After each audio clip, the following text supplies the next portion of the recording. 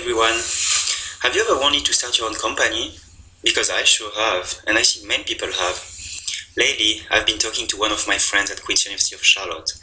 He was not afraid, at the age of 17, to start his own company with 3 of his friends.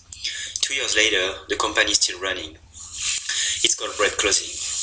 They started with nothing but $7 in their pockets and a wonderful sense of fashion. And with that, they created Bread Clothing. They sell handcrafted pocket shirts, tank tops, and sweatshirts at affordable prices. Not only is their fashion cheap, but for every shirt sold, they donate 1 loaf of bread to a local food pantry.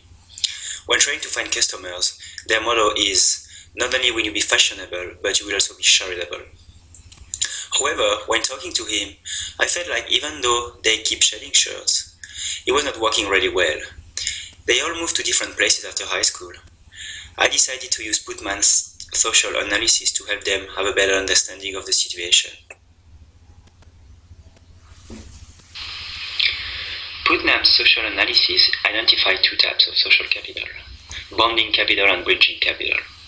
According to how those capitals are presented, we can evaluate the impact on reputation and trust.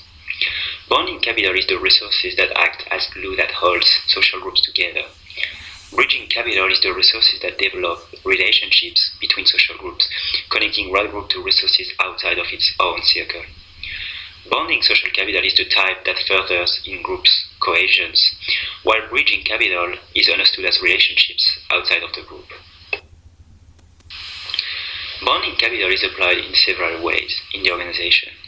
When they are lucky enough to be in the same place, they do some activities together as friends do. They watch movies, they go shopping, they go bowling, they go for a run, or they just hang out at one's house. However, this only happens like 2 or 3 months a year. During the rest of the time, the 4 young men call each other sometimes. They also text and are obviously friends on Facebook. They can exchange their ideas through emails, which is better than nothing, but definitely not perfect. Bridging capital is also applied in the organization. There is a Facebook page about Bread Clothing. They also have a Twitter page, but on both of them, news are rare. The last Facebook post was in January, and they only have 246 likes on the page. On Twitter, they only have 37 followers and follow 7 persons. All of them talk to their close friends about it. That is how I learned about the brand. And once every 3 months, they ask their friends what they would like to order and make a list. Both of those have an impact on reputation and trust. Reputation is the overall prestige of the social group resulting from the application of social capital. It seems like the brand is not known outside of the 4 men's close friends. When huge brands have millions of fans, Bread Clothing only has 37 followers on Twitter, so we can't really talk about a good reputation. Moreover, clothes are made by students and are not sold in stores on our websites, so external people can wonder how reliable the brand is. Personally, I know that they are good and really nice, but the overall reputation of the brand is poor. Trust is perceived goodwill of the social group resulting from the application of social capital. A good reputation creates trust, while a bad one diminishes it. Since the reputation of the brand is poor, and not that many people want it, or wear it, or even know it, we cannot say that Bread Clothing is trusted. They do not work with anyone and do not have fans outside of family members and close friends. In order to improve bonding and bridging capital, several strategies come to my mind. Bonding capital is actually pretty good. I do not think they can do a lot better. They are already good friends, they all have different schedules in different cities. However, they all live less than 4 hours from home. So seeing each other more often could be a good solution, I guess. They could say, let's meet every other weekend to talk about it, either in their hometown or in one city, and they switch. Using Skype is also interesting. Not only they could talk, but also see each other. When they talk about new designs, it could be nice to show it while talking, so others would have a better idea. We always say pictures are worth 1,000 words.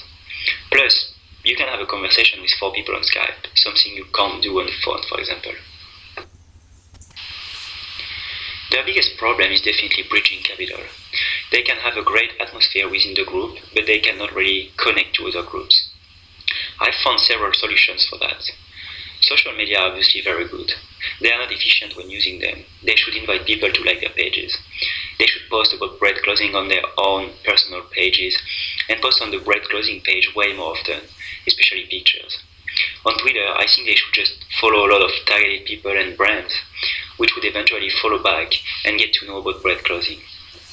I noticed that they also never use hashtags, but including some in their tweets would be smart, such as hashtag closes, hashtag fashion, hashtag shirts, or hashtag charity, for example. They should definitely create an Instagram profile and take picture of the creation, since Instagram is all about pictures. I think that they should also create a website which would make the brand more official.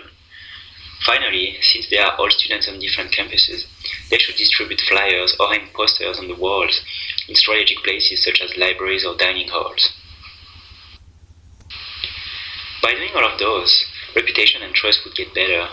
People tend to trust more brands that have a lot of followers or likes on social media. Moreover, a website is something that is necessary because it looks more professional than social media. It would become a virtuous cycle. More people liking the brand means more people buying shirts and sweatshirts. Those are pieces that everyone sees, especially on campuses. People wearing them would love them as quality, design, and cheap prices are all found in bread clothing. The word would spread quickly, increasing the brand's reputation and trust, and eventually its size.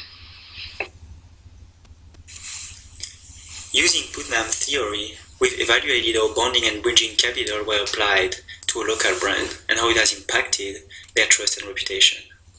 Putnam has been able to prove the value of long-term benefits of social networks. The vitality of a community can be estimated based on its social interaction. This is true for organizations as well. In our world, online networking has become crucial with the growth of the internet. Once bonding capital is there, bridging capital is important. Everyone uses social media and can find information about anything online. People can easily make their minds about products and organizations. Using social media efficiently is definitely a way to improve an organization's trust and reputation. They bring more customers, allow the brand to survive at first, and eventually help it to prosper and get bigger. Thanks for listening.